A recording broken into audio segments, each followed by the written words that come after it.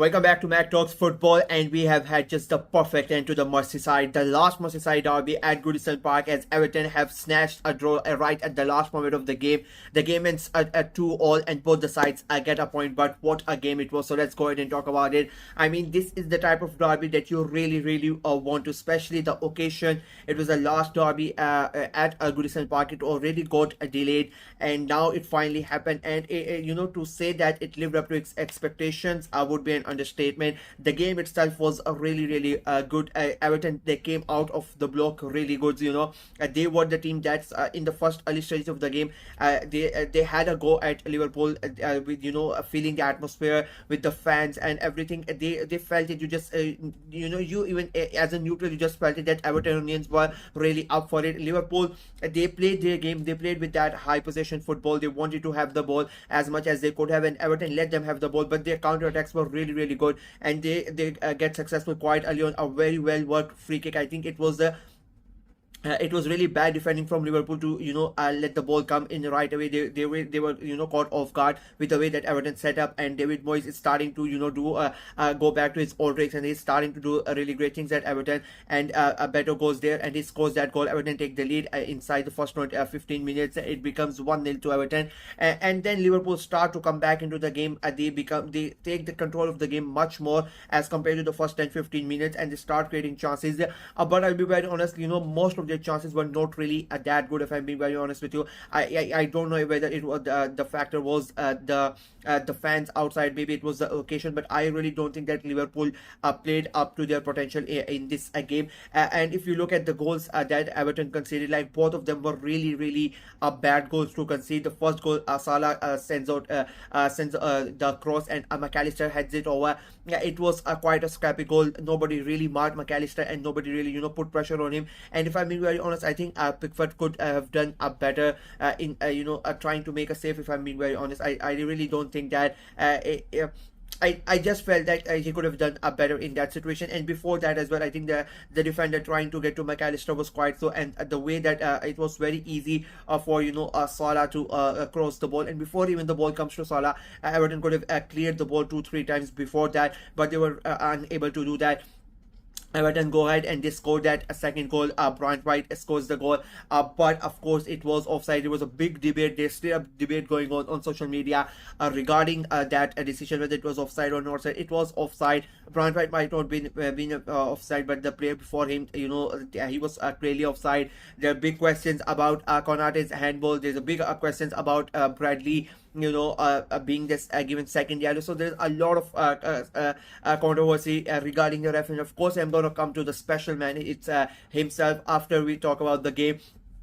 And then we go to the second half, and Everton and then come back again trying to get that goal, but it's Liverpool again who have control of the game. It was sort of expected that Liverpool were going to have majority of the possession, and Everton, they were going to sat back, and they sat back and they tried to hit them on the counter attack. And Liverpool of course, they're showing their class. When you have a player like Mohamed Salah, you always have a chance. But I don't think he really did not have that much of a good season. He had an assist and he had a goal, but he was really poor, if I'm being very honest with you. As I said, I don't think that the Liverpool played up to their potential in this game. And even the second goal, the one that Salah scored, I think it was again a scrappy goal. Everton had 4 or 5 chances to clear the ball, but they were not really able to get the ball away from it, and ball somehow falls to Mohamed Salah, and of course Salah is not going to miss, and he scores. It becomes 2-1, and at that point you are thinking maybe it is going to be a Liverpool's day yet again. And sorry.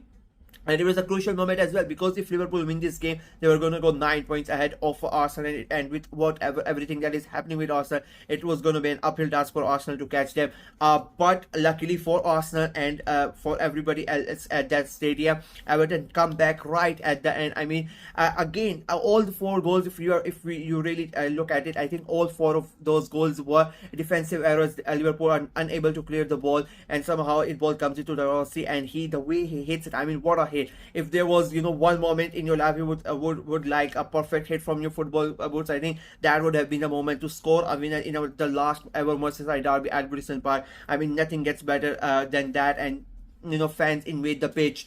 It goes to war, and Evertonians are holding their hearts out and making hoping that it does not get disallowed. And of course it does not get disallowed. The goal stays on. The game ends 2-2. There is a fight between Curtis Jones, and I think I forgot this Evertonian player. Both of them, they get sent off. Onslaught gets sent off. He goes ahead and he, I don't know whether he, cusses the referee. His handshake is something happens.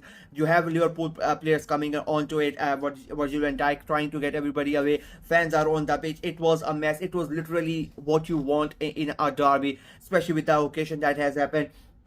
And the game had everything. And then of course you have to talk about Mr. Michael Oliver.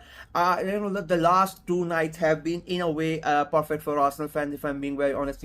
With what happened to Miles Lewis Kelly, the two fan bases that shouted the most and went toe to toe with defending Michael, or with defending Michael Oliver, like Liverpool were the loudest ones, that they really wanted.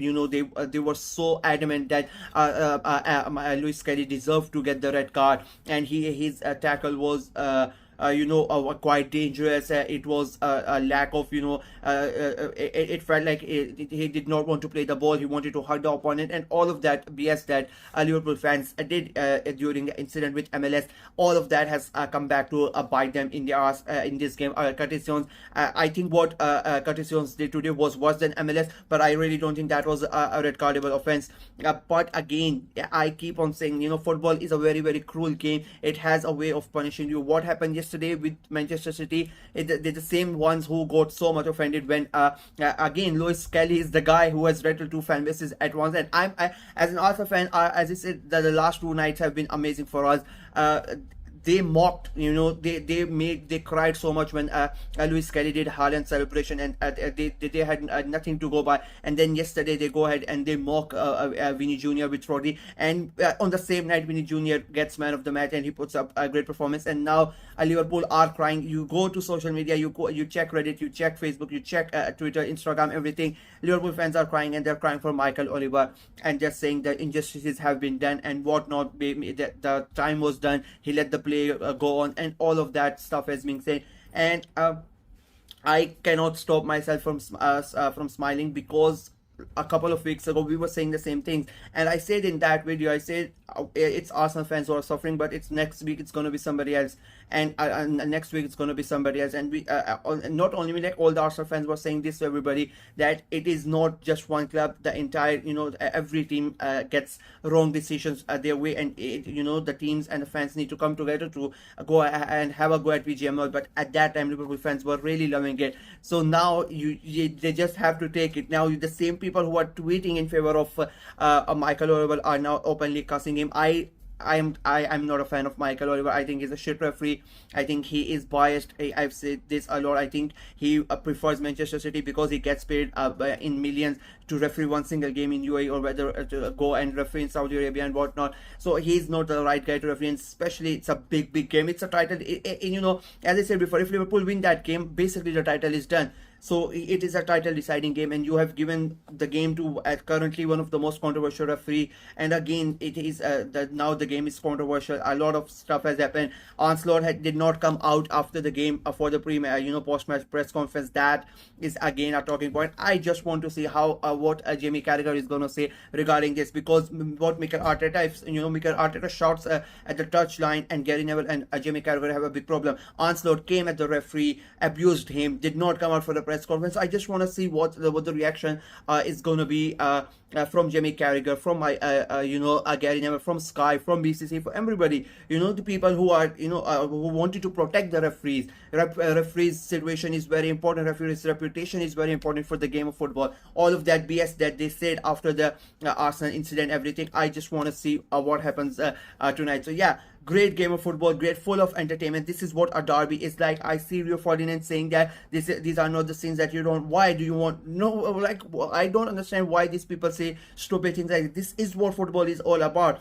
Like, this is a derby. They have literally, and it's the last derby at their iconic stadium, and they have made sure that they have not lost it right at the end. How is that not a good? And you need this rivalry. If you don't have this type of things, what's the use of having a derby? You could just have just shake everybody's hands and whatnot. So it was a perfect end to the Merseyside derby at Goodison Park. And thanks to that, in my opinion, the title is still very much open. 7 points gap is not a big deal for Arsenal. but again, Arsenal have their own problems. But still, in my opinion, the title race is open. A great night for Evertonians, and Everton. They continue, getting great points. So a big game and a great night. So yeah, that's from me in this video. Let me know what you guys thought of the game, Everton's performance, Liverpool's performance, our historic night, and everything. Let me know in the comment section below. Like the video, share it as well. Click on the notification bell, and of course subscribe to the channel. We are trying to get to 500 subscribers before the end of February. So please go ahead and subscribe and help the channel out. Until next time, bye bye.